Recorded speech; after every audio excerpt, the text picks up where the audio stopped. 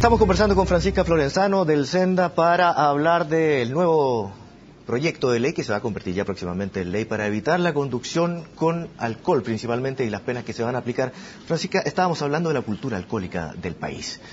Estamos, en cuanto a cifras, disminuyendo de 0,5 a 0,3% la cantidad de gramos por litro de sangre de alcohol presente para determinarlo como bajo influencia del alcohol, y de 1 a 0,8 para que esté ya en un estado de ebriedad. ¿Cómo se determinaron estas cifras? Porque parece que fuera mínimo en el papel. A ver, las cifras se determinaron revisando la experiencia internacional de cuál era el nivel permitido, tanto en países que históricamente han tenido niveles más bajos, como también en países en donde ha habido una disminución. ¿Por qué se llega a un 0,3 en el caso chileno? Una opción, y mucha gente dice, ¿por qué no se llegó a cero? Tolerancia cero, y que haya un cero, no el 0, algo. Y ahí en el fondo se hizo una visión. Hoy en día hay dos temas. Por un lado, una serie de mitos de qué te marca cuando te marca un examen de alcohol positivo. Entonces, hay mucha gente que dice, bueno, pero te va a marcar la manzana que yo me comí, te va a marcar el dulce de alcohol que todos conocemos, te va a marcar el jarabe de la tos. Entonces hay una serie de mitos que de cierta manera en el Congreso se discutió mucho. Lo daban esta visión de qué te va a marcar, qué va a salir, si es el 0,3, si es un 0. Y por lo tanto, como hoy en día este 0,3, cuando tú te tomas o te vas a tomar un vaso de vino, hombres o mujeres en una contextura promedio del chileno, ya es sobre 0,3. Por lo tanto es tolerancia cero, y por otro lado se le da este margen a que lo que te está marcando no pueda ser justificado como otro alimento u otro jarabe que se claro. Y de hecho ya tenemos la experiencia muy práctica que tuvieron este problema y que nosotros aprendimos de ellos, que es el caso de Brasil. Ellos pusieron cero, ¿ya? Y tuvieron un tiempo esa legislación y efectivamente tuvieron varios problemas con respecto a esto, en el fondo, que les marcaba un poco más de cero. Uno en términos más técnicos habla como de los falsos positivos, que son estos casos que te arrojan como positivo, pero en verdad no hubo ingesta de alcohol.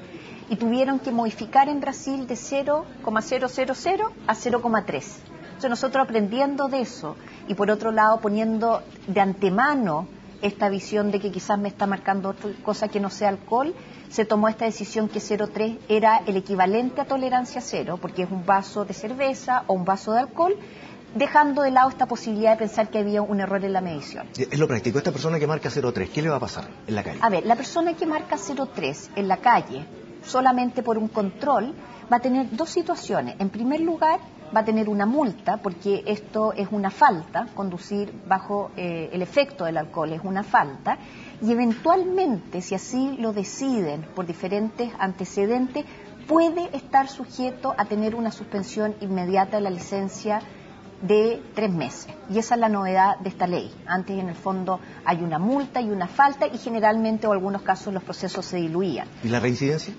La reincidencia ya tiene un periodo que es superior la primera vez es de 3 meses hasta 6 meses. La reincidencia por segunda vez es de 6 meses hasta pueden ser 1 año o 2 años. Y ya la tercera vez que una persona que no está en estado de ebriedad, sino que bajo la influencia del alcohol, ya entra en condiciones de poder perder la licencia de manera permanente un periodo de 5 años o quedar inhabilitado por vida. ¿Y el que está bajo el estado de ebriedad? A ver, el que está en estado de ebriedad también uno hace esta distinción, o la ley distingue entre la persona que está en estado de ebriedad, pero que no produce lesiones o accidente grave, es sorprendido. Ahí también las multas aumentan de manera importante y el carnet de conducir puede suspenderse inmediatamente por 1 año hacia arriba, o sea, entra automáticamente en este proceso de suspensión.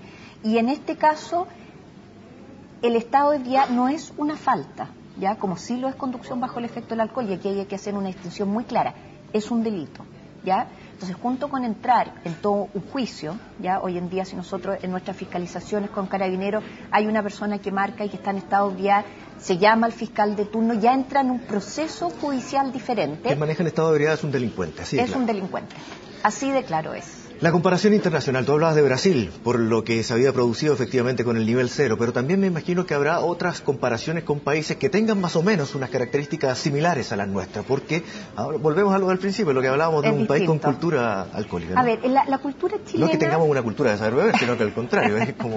¿ah? Mira, si uno hace como el análisis más bien sociológico de la cultura chilena, yo creo que hay varios aspectos que inciden por un lado el tema de ser un país productor de vino y muy orgulloso y de buena manera orgulloso del vino que producimos porque es de calidad, en el fondo hoy en día está copando, está llegando a la mayoría de los mercados internacionales y ese es un antecedente que nos afecta y depende de nosotros como chilenos cómo podemos manejarlo y cómo hacemos frente a esa realidad. Por otro lado, también cuando uno hace las comparaciones entre diferentes culturas, se sabe que los países que son, y esto no es ningún tipo de ataque a ninguna religión, pero que tienen una cultura católica, consumen más que los países, por ejemplo, que son protestantes, ¿ya? Porque en la cultura católica el tema de la celebración, o sea, si uno piensa en los mismos rituales está presente el vino, ¿ya?